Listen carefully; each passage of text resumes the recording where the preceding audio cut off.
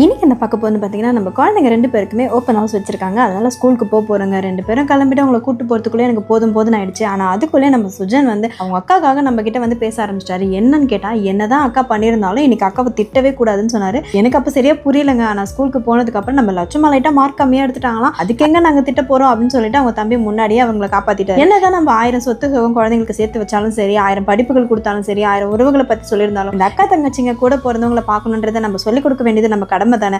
ஆனா அதை நான் சொல்லிக் கொடுக்காமலே எங்க பசங்க 2 பேருமே அதை பண்ணிட்டு இருக்காங்க. என்னங்க இதெல்லாம் நீங்க சொல்லி கொடுத்து பண்றது தானேன்னு கூட நினைக்கலாம். ஆனா குழந்தைங்க கிட்ட இருக்கிற பாசத்தை நம்ம சொல்லிலாம் வர்றது கிடையாதுங்க. தானா வரணும். அது நம்ம குழந்தைங்க கிட்ட அடிப்படையிலே இருக்கணும். ஆனா என் குழந்தைங்க 2 பேர்கிட்ட அது அதிகமாவே இருக்கு. லட்ச கொண்டனா சுஜன் பாக்குறதும், சுஜனை கொண்டனா லட்சு பாக்குறதும் பார்க்கவே எனக்கு ரொம்ப சந்தோஷமா இருக்கு. இதே மாதிரி அவங்க லைஃப் லாங் ஒன்னா இருக்கணும்னு நான் ரொம்பவே ஆசைப்படுறேன். அப்புறம் என்ன, இதெல்லாம் முடிச்சுட்டு வரும்போது நம்ம சுஜன் அவங்க அக்காக்காக பீஸா வாங்கி கொடுத்தாங்க. அவங்க அக்கா சுஜனுக்காக முடி வெட்டி விடணும்னு முடிவு பண்ணாங்க. இந்த மாதிரி மாத்தி மாத்தி பண்றது ரொம்பவே அன்பா இருக்குல்ல. இந்த மாதிரி உங்க வீட்டுல குழந்தைங்க நடந்திருந்தாங்கன்னா வீடியோக்கு லைக் பண்ணிட்டு அப்படி சப்ஸ்கிரைப் பண்ணாதவங்க சப்ஸ்கிரைப் பண்ணுங்க. தேங்க்யூ, பாய்.